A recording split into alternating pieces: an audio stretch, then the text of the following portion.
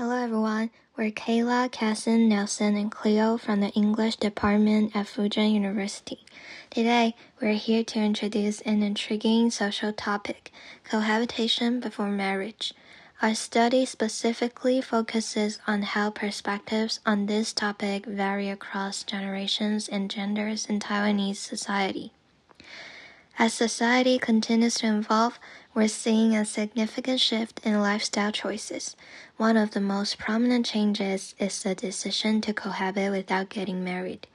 Now, in many places around the world, the choice to cohabit has become more common.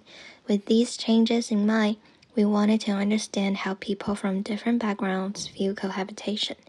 We see this topic as relating not only to changes in family structures, but also to evolving social norms and values. Our study argues that perspectives on cohabitation before marriage are shaped by generational and gender differences, reflecting broader social changes in values, family structures, and expectations.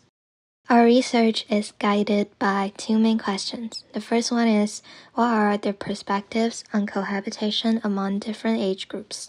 We aim to explore how attitudes toward cohabitation vary across age groups. Our hypothesis is that younger generations who may have grown up seeing cohabitation as a more common or socially acceptable choice tend to hold more progressive or accepting views on living together before marriage. In contrast, older generations may uphold more traditional values, viewing marriage as a necessary step before cohabitation. By addressing this question, we can better understand whether cohabitation is primarily a modern trend embraced by younger people or if it is gaining acceptance across all age groups, reflecting a broader shift in societal norms. The second question is, how do perspectives on cohabitation differ by gender? Another important aspect of our research is understanding whether perspectives on cohabitation differ between males and females.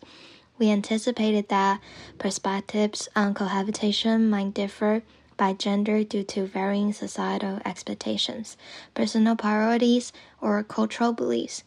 For example, men and women may have different expectations, motivations, or concerns about cohabiting before marriage.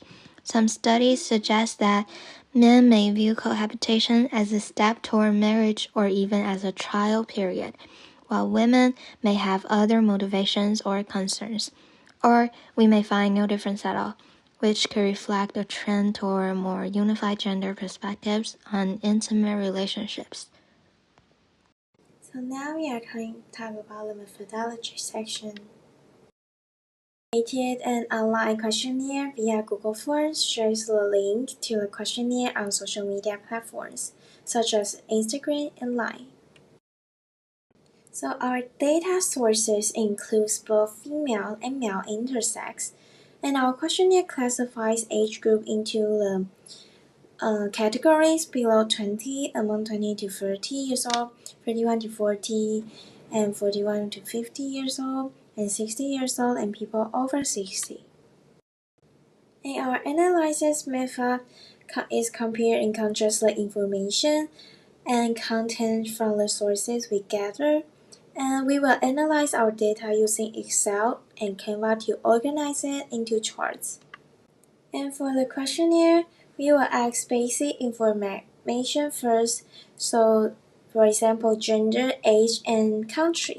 So we design direct questions to understand their relationship and their views on cohabitation before marriage. So to understand why the respondents choose to live together, we ask the direct questions.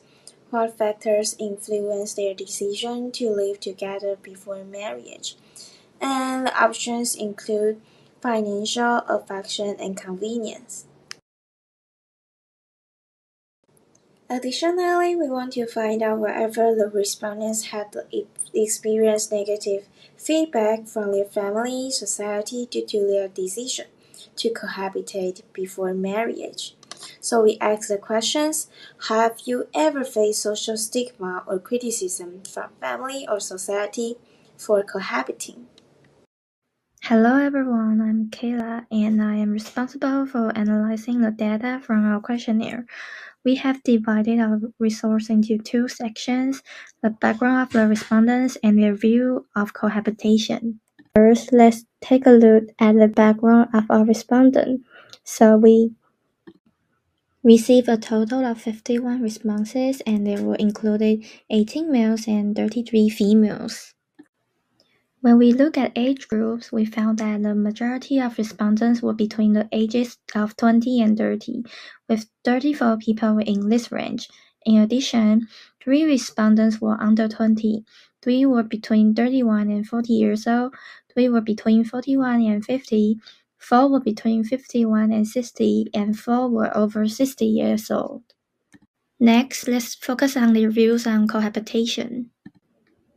The main question we focused on was whether people think it's necessary to live together before marriage.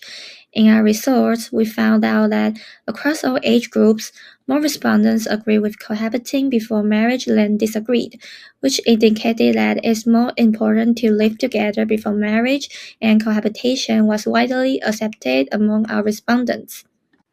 We also wanted to understand what influenced people's decision to cohabit or get married. As expected, affection came out as the most important factor, with 19% of respondents choosing it. Besides that, financial stability and convenience also played a role. Interestingly, women were more likely than men to see financial stability as important. 51% of women compared to 38% of men. As for convenience, the gender difference was smaller, 45% of women compared to 38% of men. Another important thing we explored was whether people view cohabitation as either a temporary stage or a permanent alternative to marriage. So 85% of our respondents view cohabitation as a temporary stage rather than a permanent alternative to marriage. This result showed that while people were open to living together, many still view that marriage as a fundamental commitment. Hello, I'm Nelson. I'm responsible for the conclusion part. In conclusion, younger respondents show much more openness to cohabitation before marriage, often seeing it as a practical and emotionally beneficial step, while older ones tend to have more traditional perspectives on marriage, viewing it as the ultimate commitment over cohabitation. So, people from different generations have different purposes of cohabitation.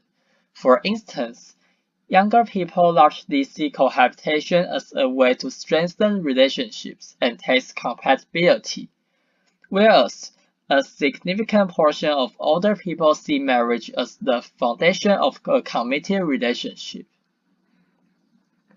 In spite of this situation, everyone can have their own opinions about cohabitation regardless of age. They can decide whether to cohabit or not, when to cohabit, and how long it will take by themselves. There aren't any moral or legal rules to limit these things, as long as both partners reach a consensus about their affection or financial management.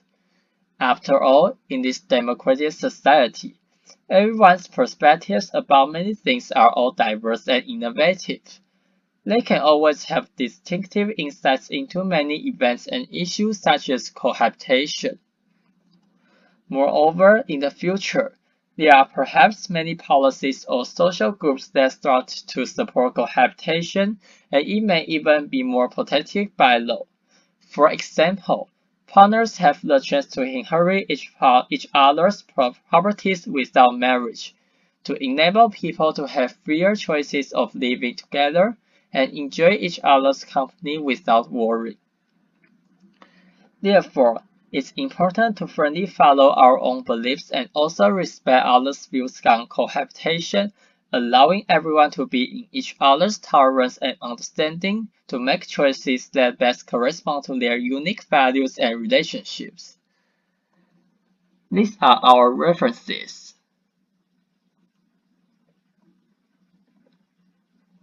That's all our video project. Thank you for listening.